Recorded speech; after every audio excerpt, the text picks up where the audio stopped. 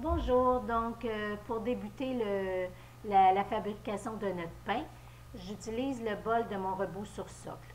Je verse toujours l'eau en premier comme ingrédient. Ensuite, je vais mettre le sel. Et puis, par la suite, je vais mettre les farines. Ma farine intégrale, les farines complètes, la farine de seigle qui donne un bon goût au pain et la farine non blanchie. J'utilise des farines bio, non traitées et sans additifs. Je vais mettre une grosse cuillère à soupe de sirop d'érable, vu que c'est un pain un peu spécial, ça donne un meilleur goût. Puis je vais mettre en dernier, je vais mettre le levain. C'est la même chose si vous utilisez la levure, la mettre à la fin et toujours loin du sel finalement. C'est ce qu'on recherche. Et puis là, je vais utiliser le rebot sur socle. Là, j'ai augmenté la vitesse de ma vidéo pour aller plus vite. Mais ce qu'on veut, c'est d'obtenir une belle boule dans le fond de notre bol. Ça peut prendre environ 8 minutes de pétrissage au robot. À la main, ça peut aller jusqu'à 15 à 20 minutes. Donc là, ce qu'on fait, c'est qu'on va verser notre pâton qui a été bien pétri au robot. On va le verser sur notre plan de travail. Puis on va venir le rabattre un petit peu.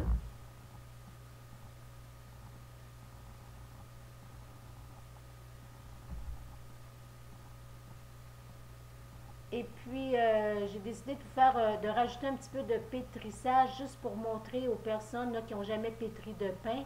À vitesse rapide, c'est sûr que vous le voyez à vitesse rapide, mais ça vous donne une idée, ma façon à moi de pétrir.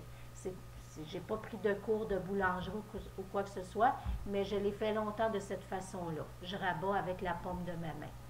Donc, ça peut durer un 15 minutes comme il faut.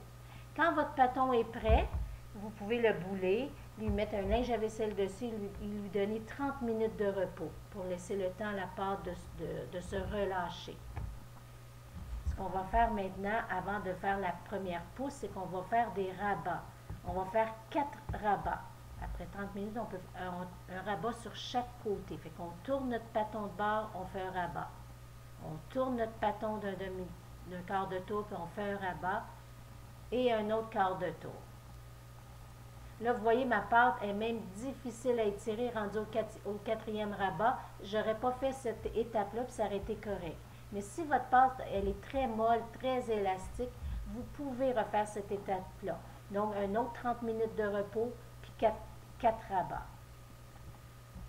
Là, je vais mettre le pâton dans un bol, puis je vais laisser la pousse se faire pendant 4 heures, parce que j'ai du levain. Si vous avez de la levure, ça va prendre entre 1 heure et 1 heure 30 pour doubler de volume. Après 4 heures, je l'ai mis au frigo toute la nuit. Là, je vous montre qu'est-ce qu'il y a de l'air à la sortie du frigo. Il a continué une lente fermentation qu'on appelle. Donc, ça développe les arômes dans le pain.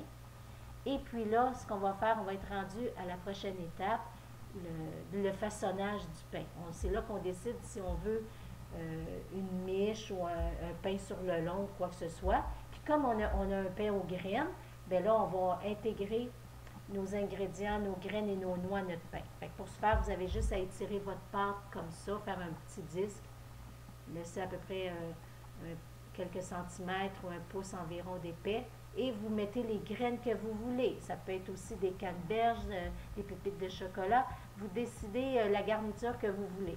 Moi, j'ai choisi un pain santé avec des graines de citrouille, de tournesol et des noix, pacane, amandes et noix de Grenoble. Là, vous pétrissez un peu pour bien intégrer vos graines à la pâte. C'est là que vous décidez de quel genre de pain que vous voulez manger. Moi, j'ai pas fait de miche aujourd'hui. Je vous ai fait un pain sur le long. Donc, là, je vais le mettre dans un panier pour faire la deuxième pousse. Ça ne sera pas une pousse longue, là. Ce qu'on fait, on met un petit peu de farine dans le fond pour pas que ça colle. On remet notre pâton et puis je vais aller le déposer à un endroit où il y a une bonne chaleur. Moi, je le mets dans le salon, sur une étagère au-dessus d'un appareil électronique. Ça dégage entre 25 et 27 degrés. Je trouve que ça apporte une belle pousse au pâton, surtout que présentement, on est en hiver chez nous au Québec, donc c'est bien.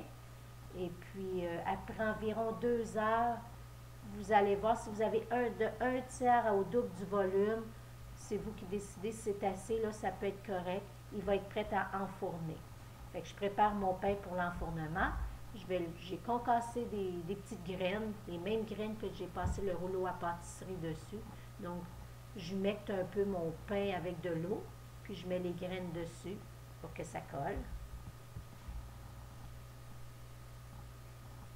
Et puis, je mets toujours un petit peu de farine aussi. Je trouve que ça fait un aspect rustique que j'aime bien. C'est vraiment juste pour la décoration. Et puis, il va me rester les grignes du pain à faire. Fait que si vous n'avez pas le couteau pour grigner, que moi j'avais acheté sur Amazon, là, vous pouvez utiliser un couteau coupant ou une lame de rasoir.